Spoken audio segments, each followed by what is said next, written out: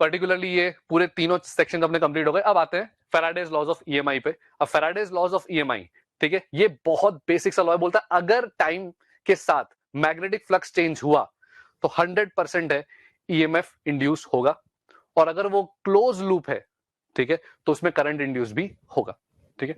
तो Faraday's law simple सा statement है, मैग्नेटिक फ्लक्स हम डिफाइन करते हैं बी डॉट डीएस, और ये बोलता है कि induced EMF is proportional to the negative of rate of change of magnetic flux. अगर मैग्नेटिक फ्लक्स चेंज हुआ टाइम के साथ तो 100% है ईएमएफ इंड्यूस होगा, और अगर क्लोज लूप होगा तो करंट भी आएगा। ईएमएफ हमेशा इस तरीके से इंड्यूस होगा कि बाहर से जो भी फ्लक्स चेंज हो रहा है उसका अपोज करना है। ये माइनस साइन ये बताता है कि फ्लक्स चेंज का ऑपोजिशन होना चाहिए। और वैसे भी आप अगर देखो तो फ्लक्स आप कैसे चेंज कर सकते हो, जैसे तीन ऑप्शन है, या तो मैग्नेटिक फील्ड को चेंज कर दो, है ना, मैग्नेटिक फील्ड को चेंज कर दो, एरिया ऑफ लूप को चेंज कर दो, या मैग्नेटिक फील्ड और एरिया के बीच के एंगल को चेंज कर दो। तो ये सारे तरीके हैं हमारे पास जिससे हम फ्लक्स को चेंज कर सकते हैं, और अगर फ्लक्स चेंज होगा तो ईएमएफ इंड्यूस होना चाहिए। अब लेंज लॉ ये कुछ भी नहीं है, ये एक कंजर्वेशन ऑफ एनर्जी है, ये सिंपली कंजर्वेशन ऑफ एनर्जी है। कैसे बोल रहे हैं कंजर्वेशन ऑफ एनर्जी? जैसे मान लेते हैं मेरे पास एक रिंग थी और मैंने मैग्नेट को उसके पास लाया, तो क्या मैग्नेट के पास आने की वजह से इसके अंदर फ्लक्स बढ़ा या फ्लक्स चेंज हुआ? फ्लक्स चेंज होते ही इसके अंदर करंट इंड्यूस होना चाहिए। अब वो करंट इंड्यूस कैसे होगा, कैसे, और ये क्या दूर जाए? तो अब ये लेंज लॉ क्या बोलता है कि इसके अंदर करंट इस तरीके से इंड्यूस होगा, इस तरीके से इंड्यूस होगा कि जिसने भी इसको इसके अंदर करंट लाने की कोशिश की है, करंट क्यों आया? क्योंकि फ्लक्स चेंज हुआ। फ्लक्स चेंज कैसे हुआ? क्योंकि इसका मोशन हुआ। तो इसके पास आने की वजह से इसके अंदर कुछ ना कुछ चेंजेस आए तो उसके पास आने को रोकेगा। तो लेंज लॉ क्या बोलता है? Oppose the cause. तो इसके पास आने पे दिक्कत हो रही है ना, तो इसी को दूर भेजेगा। तो इस पर 100% है उल्टी डायरेक्शन में एक एक्सेलरेशन आएगा, रिटार्ड करेगा ये, और ये दूर जाने की कोशिश करेगा तो ये इधर की तरफ एक्सेलरेट करेगा, और वो करेगा, ठीक है। और करंट इंड्यूस कैसे होगा या वो सारी बातें तो ऑब्वियस है, अगर मैग्नेटिक फील्ड लाइंस आप खुद देखो ऐसे फ्लक्स बढ़ रहे है ना, तो इसको अपोज करने के लिए करंट को ऐसे इंड्यूस होना पड़ेगा, तो करंट इंड्यूस हो जाएगा। लेंज लॉ का एक बहुत अच्छा एप्लीकेशन है, जैसे मान लेते हैं कि करंट है, इसके अंदर करंट जा रहा है I इक्वल टू 2T, और इसके बगल में एक लूप है। अब अगर करंट टाइम के साथ बढ़ता जा रहा है, बढ़ता जा रहा है, बढ़ता जा रहा है, तो अब पूछा है बताओ ये लूप क्या करेगी? तो क्या इसके करंट बढ़ने से इसके अंदर फ्लक्स चेंज तो होगा? अब पूछा सिर्फ इतना सा है कि बताओ लूप क्या करेगी, तो अब करंट की डायरेक्शन भी नहीं दे रखी, फर्क भी नहीं पड़ता। क्या ये लूप अगर यहीं रहे तो इस करंट की वजह से इसके अंदर फ्लक्स बढ़ेगा, मैग्नेटिक फील्ड बढ़ेगी, तो 100% ये दूर ही जाएगी, ठीक है। तो लेंज लॉ क्या करता है? पूरे प्रोसेस को कट शॉर्ट कर देता है, छोटा कर देता है, ठीक है। तो हमेशा अपोज द कॉज, जिसकी वजह से कुछ किसी सिस्टम में कोई चेंजेस आ रहे हैं तो उसका अपोजिशन होगा 100% है। अपोज होते ही, अपोज कैसे करेगा? ये दूर जाएगा, इसको दूर भेजने की कोशिश करेगा, हो गई। और इसके अंदर करंट इंड्यूस होगा, हाँ बिल्कुल होगा, ठीक है। तो लेंज लॉ क्या है? एक कंजर्वेशन ऑफ एनर्जी का फॉर्म है, और वो हमेशा इस तरीके से एक्सप्रेशन बताएगा आपको या नॉलेज देगा कि प्रोसेस को कट शॉर्ट कर सकते हो। नहीं तो क्या करते हैं, करंट आता, करंट की वजह से मैग्नेटिक फील्ड आता, सबके अंदर वायर में ईएमएफ आता, वो बहुत लंबी प्रोसेस होती है, उसको पूरा कट शॉर्ट कर देगा लेंस कि यार इसके यहां होने से फ्लक्स अगर इसमें बढ़ेगा तो इसको दूर जाना ही पड़ेगा। ये चीज आप लेंस लॉ का ही सीधा सीधा रिजल्ट है। अब आता है मोशनल ईएमएफ। अब मोशनल ईएमएफ क्या है कि अगर कोई भी वायर मैग्नेटिक फील्ड लाइंस को कट करता हुआ जाएगा तो उसके एंड्स के बीच में एक ईएमएफ इंड्यूस होगा। करंट की बात नहीं कर रहा हूं, ईएमएफ इंड्यूस होगा। अगर कोई भी वायर मैग्नेटिक फील्ड कट करता हो जाएगा तो एक्सप्रेशन क्या आता है? V cross B dot DL, V cross B dot DL, ठीक है। ये ईएमएफ का एक्सप्रेशन है, और आप डायरेक्टली ऐसे याद रख सकते हो कि लेंथ ऑफ जो भी सेक्शन है, लेंथ ऑफ ए बी, जैसे ये अजीब सेक्शन था, इसको आपने स्ट्रेट वायर बना दिया, लेंथ ऑफ ए बी, और आप वेलोसिटी कौन सी लोगे? उस लेंथ के परपेंडिकुलर कंपोनेंट लोगे। मैग्नेटिक फील्ड भी कौन सी लोगे? जो कि मतलब वेलोसिटी और लेंथ के परपेंडिकुलर प्लेन में होगा। मतलब ओवरऑल ईएमएफ अगर किसी भी वायर में, यूनिफॉर्म मैग्नेटिक फील्ड के वायर में आपको ईएमएफ निकालना है तो आपको सिर्फ इतना सा काम करना है, वेलोसिटी वो लेनी है जो लेंथ के परपेंडिकुलर है, ठीक है, और वेलोसिटी और लेंथ का जो प्लेन होगा उसके परपेंडिकुलर जो कंपोनेंट होगा मैग्नेटिक फील्ड भी वही लेनी है। उन सबको मल्टीप्लाई कर दोगे तो आपको सीधे सीधे ईएमएफ मिल जाएगा, ठीक है। तो अगर एक वायर है लेट से और वो V से भाग रहा है, मैग्नेटिक फील्ड अंदर की तरफ है, ये तो स्टैंडर्ड एग्जांपल बता रहा हूं, तो सीधे सीधे V क्रॉस B जो डायरेक्शन देगा ना उसके हिसाब से पोलैरिटी आ जाएगी। तो आप देखो क्या लेंथ, वेलोसिटी और मैग्नेटिक फील्ड तीनों परपेंडिकुलर है, तो सीधा आंसर आ जाएगा BVL, खत्म, ठीक है। तो जैसे कि एक आपके सामने एग्जांपल दे रखा है, ये एक करंट कैरिंग वायर है और बोला है कि इसके अंदर बताओ कितना ईएमएफ इंड्यूस होना चाहिए। तो अब कितना ईएमएफ इंड्यूस होना चाहिए, तो उसके लिए आप क्या कर सकते हो, आप मैग्नेटिक फील्ड लिख लो, ठीक है, रेक्टेंगुलर लूप है, carrying current I, EMF induce कितना होगा अगर ये वी की स्पीड से भाग रहा है तो इस वायर में भी ईएमएफ इंड्यूस होगा, इस वायर में भी ईएमएफ इंड्यूस होगा। तो इस वायर में लेट से E1 इंड्यूस हुआ, इस वायर में लेट से E2 इंड्यूस हुआ। अब इस वायर में कुछ नहीं होगा, क्यों, क्योंकि लेंथ और वेलोसिटी पैरेलल है। तो E1 की वैल्यू कितनी आएगी, तो mu naught I upon 2 pi X into L into V, और E2 की वैल्यू कितनी आ गई, mu naught 2 pi X plus B into कितना एल इंटू वी। तो आप जैसे इन दोनों को सब्ट्रैक्ट करोगे तो आपको ओवरऑल इंड्यूस ईएमएफ कितना होगा वो मिल जाएगा, सही है।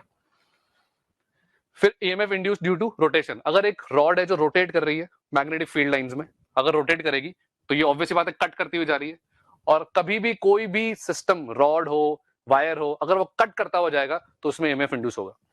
ईएमएफ इंड्यूस कितना होगा तो आप डायरेक्टली निकाल सकते हो, और इसका जो एक्सप्रेशन आएगा वो half B omega L square, ये आपको याद रखना है। और अगर एक रॉड है जो ऐसे घूम रही है इसके अबाउट, तो हमेशा याद रखना कि ये जैसे P है, ये लेट से Q है, तो और मैग्नेटिक फील्ड से अंदर की तरफ है, तो आप देखो V क्रॉस B करोगे तो जो अंगूठा आएगा वो हायर पोटेंशियल बताएगा, तो इसका जो इक्विवेलेंट होगा ना वो कुछ ऐसा बनेगा, ठीक है। और इसका वैल्यू कितना होगा, half B omega L square. L कहां से मेजर किया है, एल मेजर किया है हमने जहां से हिंज है, जहां से सर्कुलर मोशन हो रहा है वहां से हमने एल मेजर किया है, तो half B omega L square. Same disc का भी सेम केस होता है, डिस्क को भी हम क्या मान लेते हैं, एक रॉड जैसा मान लो, और इस रॉड के अक्रॉस ईएमएफ इंड्यूस होगा, और वो कितना होगा, सेम एक्सप्रेशन आएगा half B omega R square. दोनों रिजल्ट्स बहुत इंपॉर्टेंट है, याद रखना है। तो अब जैसे मैंने कोई वायर दे रखा है, एक रॉड दे रखी है और इसको ओमेगा से घुमा दिया, ठीक है, और बोला इसमें बताओ ईएमएफ इंड्यूस कितना होगा, तो बस कुछ नहीं, यहां से अब आप देखो अलग अलग जगह पे अलग अलग एलिमेंट्स हैं, यहां से x डिस्टेंस पे अगर मैंने एक एलिमेंट लिया है ना, तो मैग्नेटिक फील्ड छोटे से एलिमेंट पे कितना होगा, mu naught I upon 2 pi X, as you can see, ठीक है। तो बी एल वी, लेंथ कितनी हो गई, लेंथ हो गई dx। अब वेलोसिटी कितनी हो गई जरा देखो, अब ओमेगा के अबाउट तो इसके अबाउट घूम रहा है ना, तो ये डिस्टेंस कितना हो गया, x माइनस ए, कितना हो गया x माइनस ए, तो omega into x minus A will be the speed of this element. बस आप इसको इंटीग्रेट कर दो, तो यहां से आपका मैग्नेटिक फील्ड तैयार। x की लिमिट कहां से कहां तक, a से लेकर a प्लस एल तक, गेटिंग इट। तो ये गलती कर देते हैं लोग, क्या करते हैं सीधा ओमेगा x लिख देते हैं यहाँ पे, तो ओमेगा x माइनस है, क्योंकि स्पीड तो आपको यहां से पता है ना।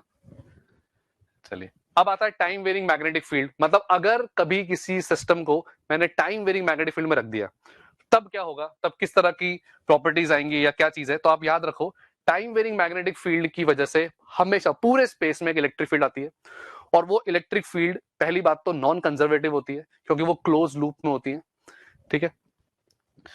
और उसकी डायरेक्शन वही होगी कि अगर मान लो कि जैसे इस पर्टिकुलर केस में अंदर की तरफ मैग्नेटिक फील्ड से बढ़ रही है, और अगर यहाँ पर एक लूप एक कंडक्टर होता तो करंट ऐसे इंड्यूस हो जाता, क्योंकि वो तो अपोज करना चाहेगा।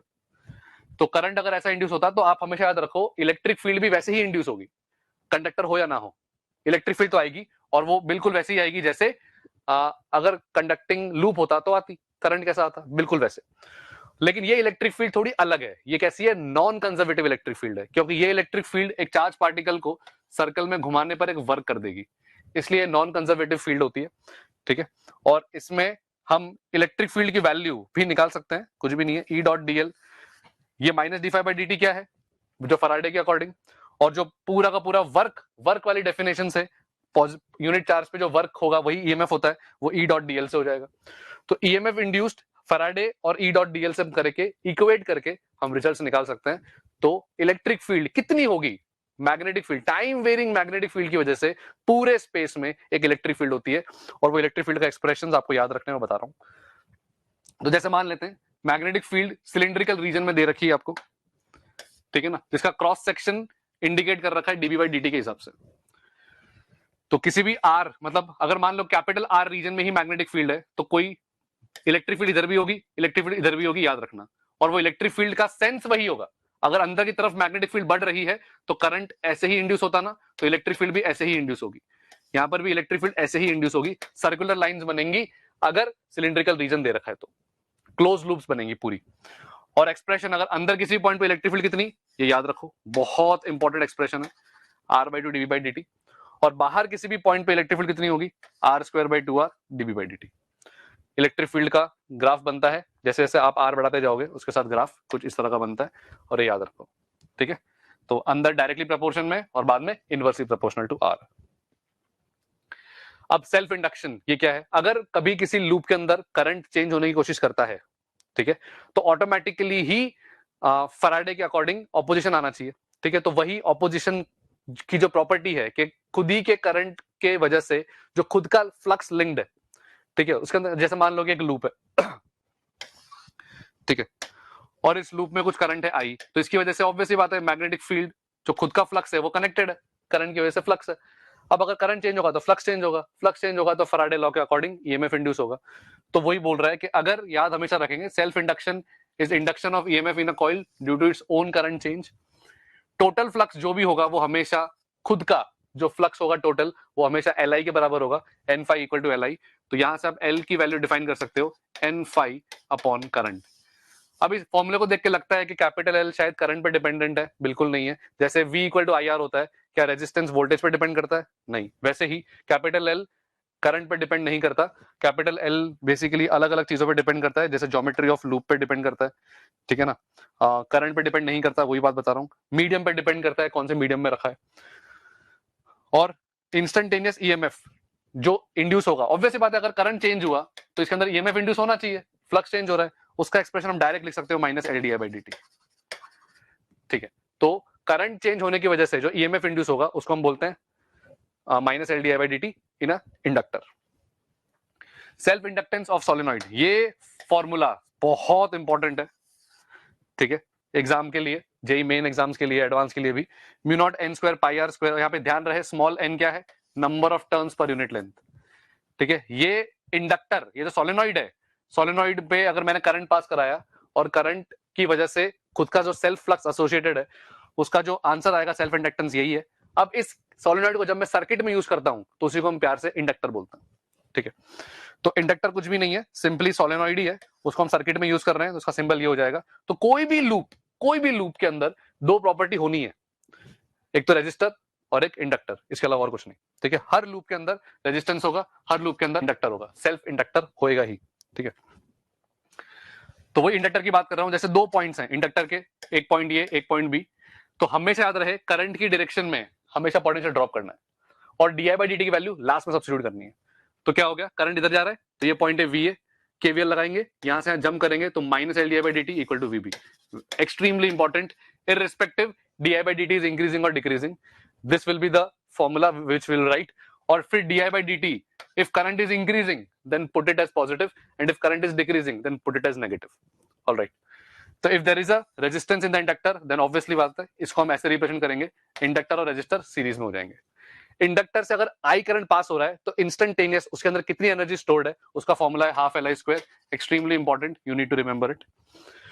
और जैसे इलेक्ट्रिक एनर्जी डेंसिटी होती है वैसे ही मैग्नेटिक एनर्जी डेंसिटी भी होती है, और मैग्नेटिक एनर्जी डेंसिटी का फॉर्मूला है B square by two mu naught अगर वैक्यूम में है तो, और B square by two mu naught mu R अगर किसी मीडियम में है तो ये एनर्जी डेंसिटी के एक्सप्रेशंस है। एलआर सर्किट, जैसे कि अभी हमने थोड़ी देर पहले आरसी सर्किट देखे थे वैसे ही एलआर सर्किट भी होती है। एलआर सर्किट के अंदर भी करंट राइज होता है, करंट डीके करता है। तो पहला है ग्रोथ ऑफ करंट, तो अगर मैंने एल और आर को सीरीज में लगा दिया तो यू कैन सी करंट का एक्सप्रेशन कुछ ऐसा आता है, E by R one minus E to the power minus T by tau. यहाँ पे टाउ का वैल्यू कितना हो गया, एल बाई आर, इसको बोलते हैं टाइम कांस्टेंट ऑफ सर्किट। आप देखो टी इक्वल टू जीरो पे current will be obviously zero, maximum opposition होगा, और टी इक्वल टू इनफाइनाइट पे current will be E by R, है ना, आई नॉट की वैल्यू हो जाएगी ई बाई आर। तो ये एक्सपोनेंशियली करंट राइज करता है। एक्सप्रेशन आपको याद रखना है, जेई मेन में सीधे क्वेश्चन आ जाते हैं फॉर्मूला बेस्ड, बताओ इस पर्टिकुलर टाइम पे इतना करंट है, इस पर्टिकुलर टाइम पे कितना करंट होगा। तो फॉर्मूला याद रखो, ग्रोथ ऑफ करंट, मतलब अगर एल आर और बैटरी बैठे हुए हैं तो आप हमेशा याद रखो current with time will increase. वैसे ही अगर आप सर्किट में सिर्फ इंडक्टर और रेजिस्टर है तो what's gonna happen, energy loss होगी धीरे धीरे, और एनर्जी खत्म होते होते आपको दिखेगा करंट का जो फाइनल एक्सप्रेशन है वो इस तरह का आता है, और करंट टाइम के साथ डिक्रीज हो रहा है, ये याद रखना, ठीक है।